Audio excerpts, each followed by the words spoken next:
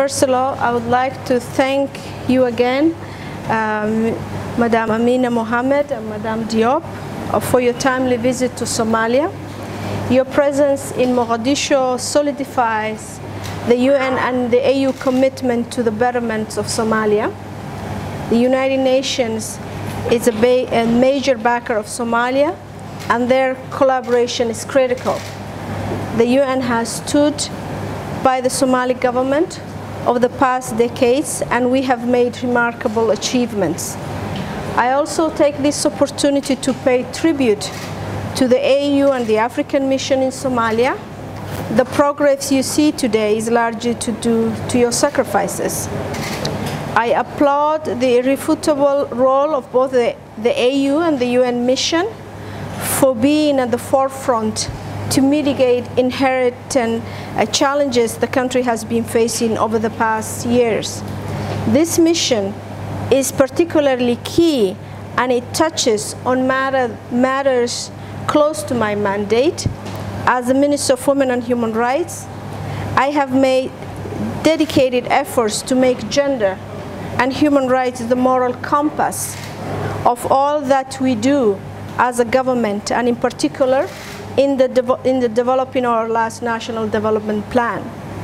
In my capacity, I commit my government to ensure that gender and human rights is in line with the SDGs, and not only mainstreamed, but will have their own dedicated framework, budget, and indicators.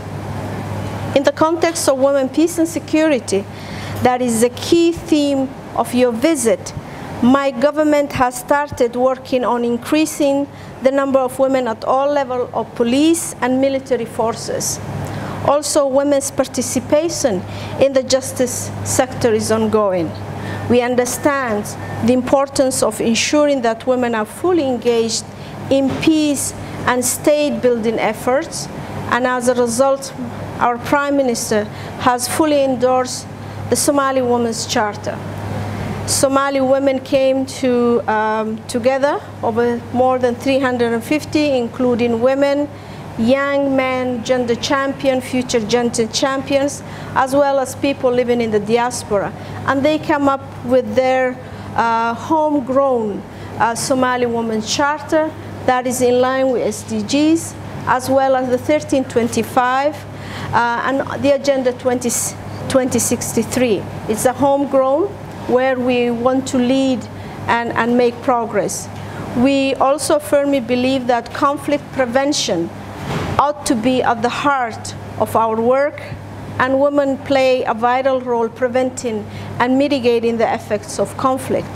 Although we admit that we have a long way to go in ensuring that empowered women are given a space, that table, and the power to influence the political and development agenda.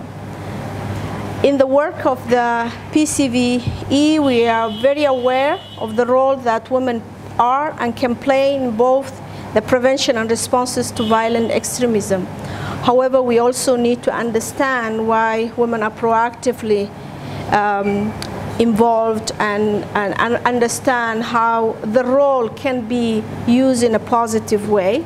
The new constitution can give us a space and a window of opportunity where we anchor what Somali women have achieved so far, to make sure that the gains are increased and we don't fall behind, as well as a constitution that is an inclusive constitution that people are not left behind, a constitution that accommodates women's demands as well as people living with disability.